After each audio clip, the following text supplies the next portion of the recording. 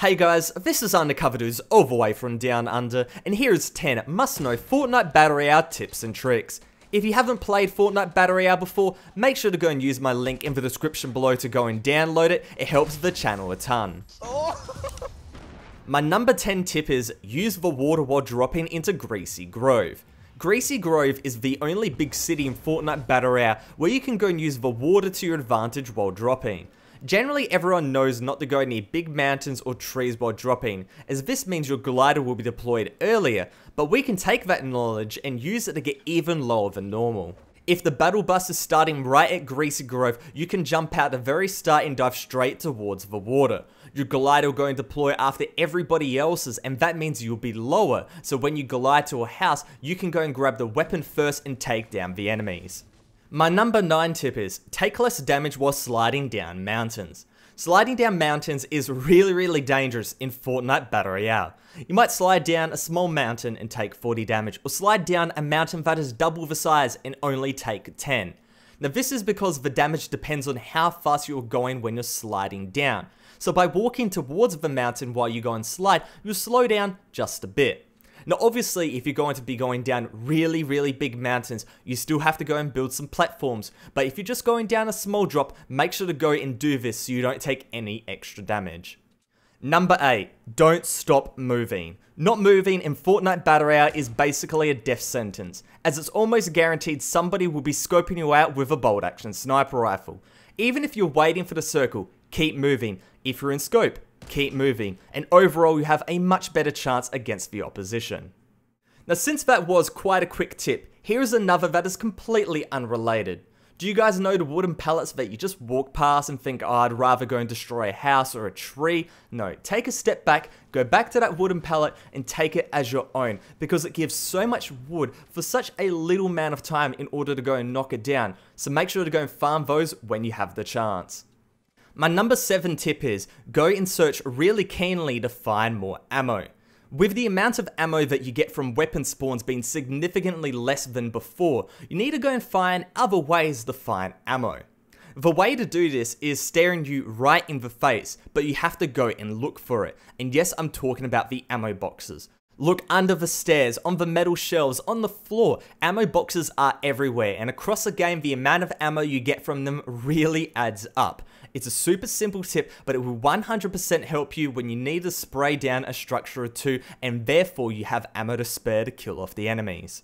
My number 6 tip is, learn how to farm smartly. Now this is a two-parter, with the first part being something that most people know right now, and that's hit the blue circle. It does double damage to any object you're trying to go and destroy, and it will take those pesky caravans from 12 hits to 6 hits. But with that said, how do you go and hit that circle every single time? Well, if you're 100% sure nobody's going to shoot you in the back, aim at the tire of any vehicle and crouch, and more than likely that blue circle won't be going anywhere.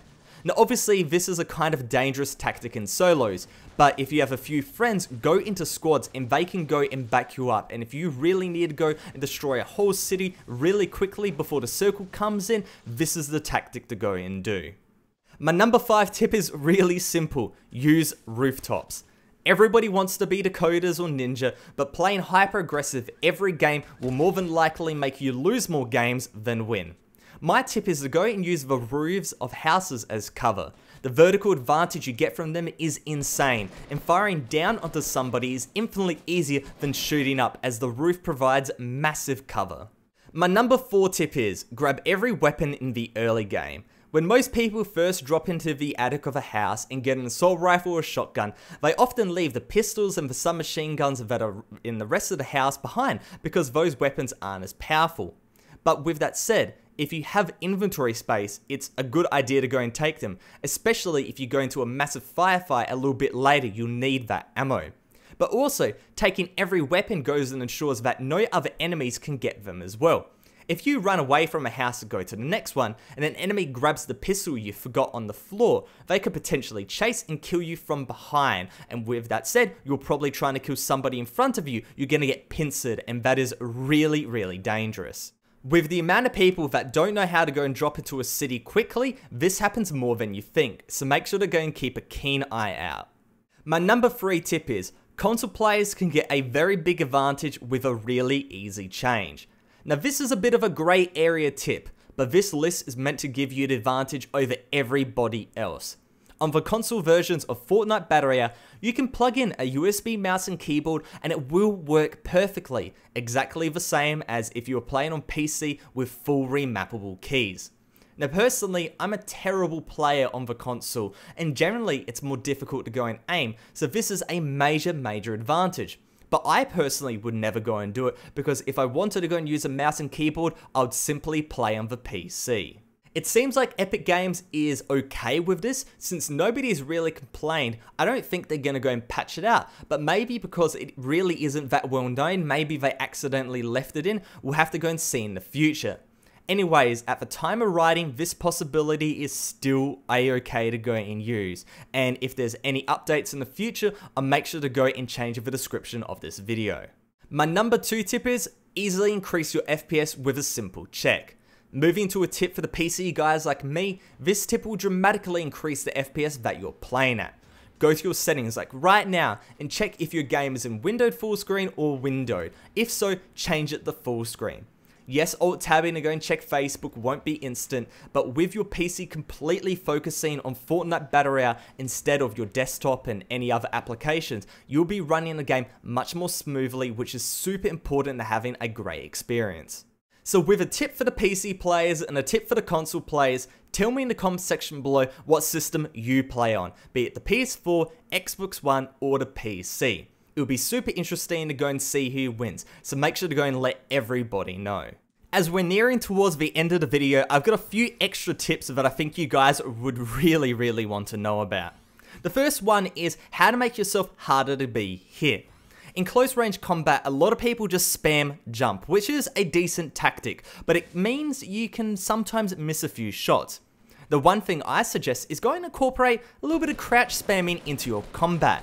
If things get a little bit hairy, spam that crouch button to go and confuse your enemy. And even against the best players, this little crouch spam technique may mean they miss a shot or two, and that means you can get the upper hand in the battle.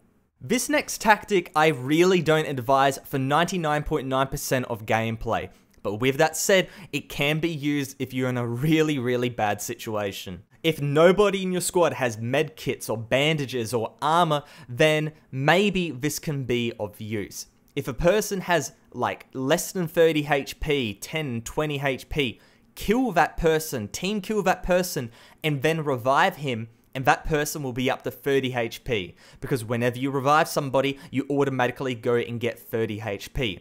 I found this out once because I accidentally team killed one of my friends that had 10 HP and I just blasted him away with a pump action shotgun. Then I revived him and he's back to 30 HP, and I'm like, maybe that can be useful in some situations. But with that said, it is a really dangerous thing to go and do, and more than likely it's going to go and get you killed if other people hear what you're doing. Here's my last little kind of cheap trick that can go and win you games, and I found it out because I hopped on Oceanic server at like 10 o'clock in the morning, right? 10 o'clock, really early on a weekday, so everybody was still at school. So I hopped on and I was realizing that, man, okay, these lobbies aren't really full. Only 60 people were connecting. The game was starting without a full lobby. So if you go onto a server that really isn't that populated, or if you go onto a server at really late at night or really early in the morning, there might be a possibility where a full room can't be filled. And that means obviously there is more potential for you to win the game, as you don't have to kill as many people. Now this is really boring. Please note, a really boring way to go and win a game. But if you want to go and grind out those wins, hop on early to any server and maybe you might go and find a game that isn't full. I also have something that isn't a tip, but something that might be able to go and expand your horizons. Now personally, I play either solos or I play with 2 other people with Phil turned off in squads. But for some reason, somebody left Phil turned on, and we played a game with the 4th, and overall, the match was really interesting because the way this player played was completely different to the way the rest of my mates played, and so we learned a few tricks along the way. So it's not me teaching you a trick in this video, it's more like the people in the game can go and teach you stuff if you have Phil turned on. But with that said, if you're talking to your friends on TeamSpeak or Discord, make sure to go and use, push the talk in game so you can keep the guy informed about what you're trying to go and do, what your tactics are, and what your objectives are. My number 2 tip and my number 1 tip are kind of like a combo package, and it all revolves around crouching. Now for this one, my number 1 tip is how to not get shot while medkitting or using potions. Now this is something that I've been doing from the very start of playing Fortnite Battle Royale, but it's amazing how it's not really that known. While you're using your bandages or using potions, you can easily be shot if there isn't any cover. So the next best thing is to go and spam your crouch button and slightly move left and right so it's more difficult for people to hit you. The amount of times somebody's lined up a sniper shot for my head, and by crouch spamming they only hit my chest, and because I had armor, that gave me an opportunity to heal up and get right back into the battle. The hitboxes are really weird in Fortnite Battle Royale, so any opportunity to go and exploit them should be used. So with all of that said, that's the list. How to go and get better at Fortnite Battle Royale. Tips and tricks you need to go and know. Here is 10 plus 3 or 4 with the extra ones, and hopefully you guys enjoyed it. If you did, make sure to go and hit that like button, and also comment in the comment section below if any of these tips helped you. If you haven't played Fortnite Battle Royale before, make sure to go and download it with my link in the description below, or if you're a console player and want to go and play on PC, the link in the description below will definitely help you out and helps me out as well. But other than that, it's Undercover Dudes all the way from down under, out.